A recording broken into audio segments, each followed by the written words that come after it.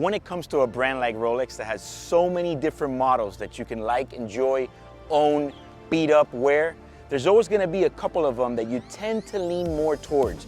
And since I've been very privileged to be able to not only own several different models, but also be able to see many of them in my hands, these are 5 of my favorite Rolex go-to models. So the first model I want to talk about is the Daytona. I feel like everyone should have a Daytona, but specifically, my personal favorite is going to be the new style series with the ceramic bezel. I prefer the white dial, or they call it the Panda, but a lot of people gravitate also towards the black dial as well. I feel like you can't go wrong. But what I love about this watch is that the ceramic bezel doesn't get as damaged as the steel. I feel like this is a watch that can pass 25 years and I still will not be bored of it. It's one of the few pieces that I've ever worn for 3 weeks and I still was not bored of it. And I tested that this year because I took it with me on my honeymoon that was 3 weeks to Europe. I figured, well, let me take something that's nice, obviously somewhat heavy, but not really, if you understand what I'm saying. To my surprise, after 3 weeks of wearing this watch, I still was not bored of it. And that's why for me, that is one of my keepers and one of my old-time favorite models from the brand. I mean, I still love the Zenith and the pre-ceramic Daytona. Love that as well, but I would say that my favorite is the ceramic. Next up is gonna be the Rolex Day-Date 40mm. Yes, guys, after many years and many times of trying it, I do feel that I officially like the 40mm now even better. I mean, believe it or not, as much as I love my 41mm Day-Dates, I feel that when I put on the 40mm, that is the right size. And one of the best ones possible for me is the yellow gold. I do love the platinum, I do love the rose gold and the white gold, but I feel that my favorite Day-Date right now from Rolex is the yellow 40mm. I don't care the dial. Whichever dial you like, I think it's fine. Whether it's gonna be a black stick motif or you go to a classic champagne Roman, all of them will work fine for me. I mean, it's pretty much the most successful model from Rolex in all gold, in my personal opinion. You're never overdressed or underdressed with that watch. It fits any occasion, and it's definitely gonna be a classic for many, many years to come.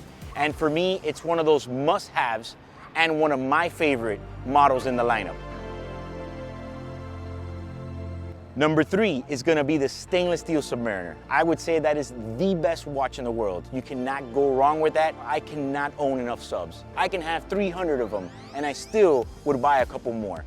One of the ones that I love the best are more the anniversary models, whether it's the original LV Kermit, or you have the green on green Hulk, or you can go to the new one, which we call whatever, the Starbucks. I don't know how to keep up with these names.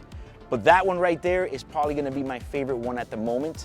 And I will say that the sub is that watch you can use for anything, any occasion as well. It's equally as versatile as a yellow gold Day-Date. The only difference is you can also wear this a bit more in active situations. Number 4 is gonna be the yellow gold GMT Saru. That is a watch that for me, I've always had a weak spot for. Something about those factory set gems on that bezel that just looks completely different than any other watch I've ever seen. Something about that watch that's always gotten my attention. I remember when I didn't have one and I would see one, it would just always just make me say, wow. Did not matter whether it was in white gold or yellow gold. It's just something I gravitated towards. And that is a watch that I will always love and consider one of my favorite models in the Rolex lineup, mostly because nothing else looks like it. And the last one, it's gonna have to be the yellow gold Submariner. That is a watch that I find myself wearing more than any other gold watch. One, because, well, since it's a sub, you get to use it a bit more. Doesn't matter whether I'm fishing or doing some type of outdoor stuff, it's something I can kind of beat it up a bit more. I say that very lightly because nobody wants to beat up a gold sub, but Lord knows I've seen some that have taken some pretty brutal beatings out there. But it's a watch that's so versatile and just looks so nice. Imagine, how do you get the best watch in the world to be better? Well, you put it in gold. Some of its disadvantages is that, well, it is way more flashier than its little brother in steel. But for me, it's one of the most powerful looking watches. Something about a yellow gold Submariner that just makes a statement with presence on the wrist. Doesn't matter whether you have the black or the blue. Honestly, at times I lean more towards the blue, but lately I'm kind of digging the black. And the crazy part about it is that although I love my GMT Saru, I tend to like more the black sub over a standard black GMT. Something about the bezel that's just a little bit too busy on the GMT. I still like it, but I love the sub that much more.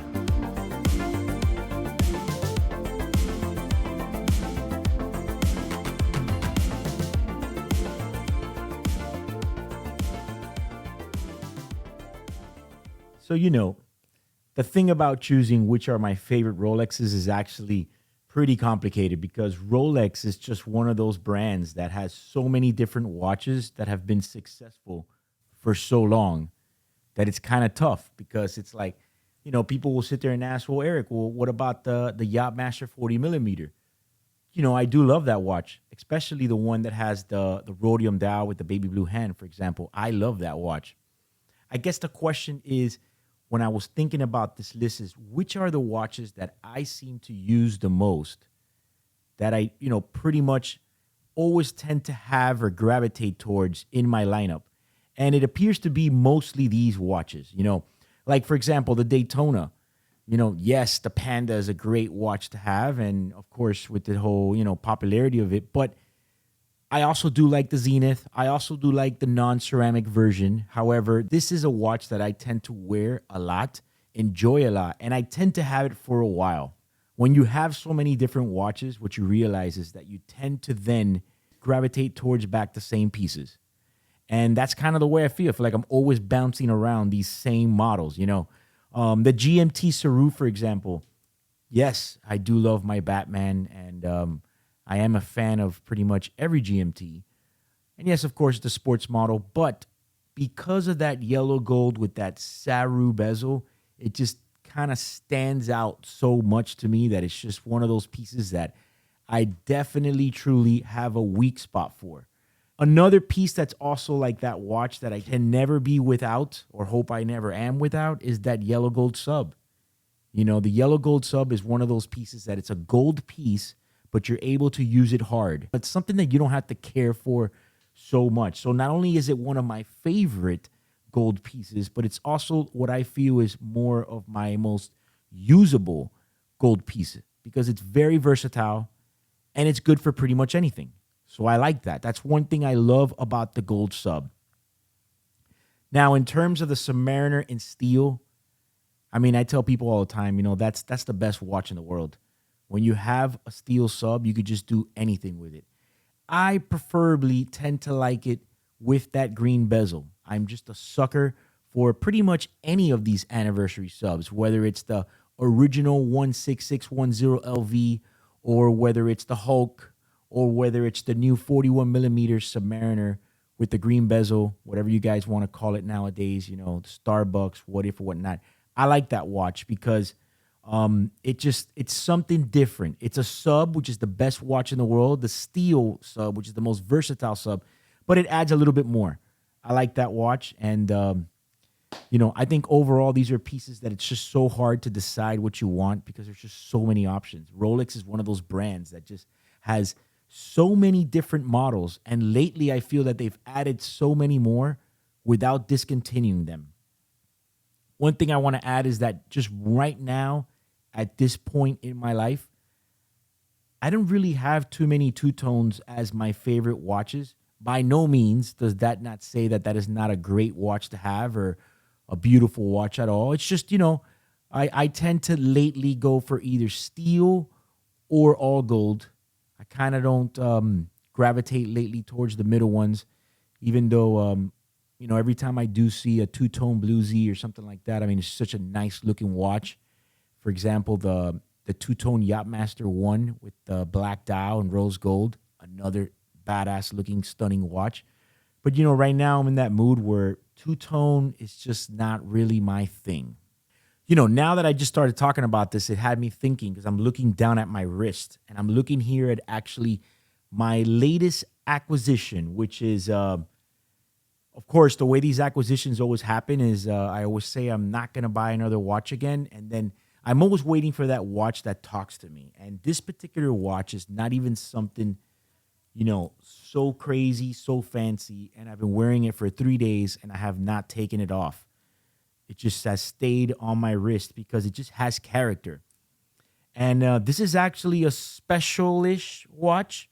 Maybe right now it's not the most special watch, but one day it will be. And it's actually a Submariner 000. You've heard that maybe before if you follow the Submariners, but the 000 is pretty much a true transitional watch. What happens is after the 16800, they were already in the transition to make what we all know now, and I call the best watch in the world, which is the 16610. And they had the new cases done with the new steel that was going to be a lot better, and it's the same stainless steel that all modern watches use today. The only thing is they did not have the movement ready, so they slapped on the previous movement of the model before. One of the few differences, and all it is, it's that it's just a watch that has an extra zero in the reference number. They made it for very few months, okay? Very few months. It's they say it's 9 months. I don't know. There are going to be some conflicting stories. If you look in the internet, some say it's 10, 9, a year, whatever, whatnot. I'm just going to stick to 9 because that's what the average is. It says 9 months. But what I like about it is, one, for some reason, when they came out with these 000 Submariners, one of the main things you notice is that a very, very large percentage of them, the dial oxidized. When I first saw the dial, I honestly thought the dial was just water damage and stuff like that. I mean, excuse my ignorance in this vintage world. I don't really know that much yet. I'm learning a lot, actually. When I saw the dial, I thought the dial was actually water damaged. And I really just like the watch, one, because I've never owned a 000, and I like to have a little bit of, one of each sub. And then the bezel. How about that bezel? You know what I mean? That worn out bezel just looks so cool, where it goes from the outside, almost disappeared, into the black. So it fades from like white, blue to black. I haven't seen that too much. And it's crazy because when you get this deep into the watch game, at first I'm such like a picky person, and I want my watches so perfect and so pristine and everything perfect. And then at the end, I'm kind of like buying watches now that kind of look up, like they look damaged and used. But I guess it's just because it has character, and it's something I'm gravitating towards lately. I find these watches with some character and I go, man, that's a pretty good looking watch.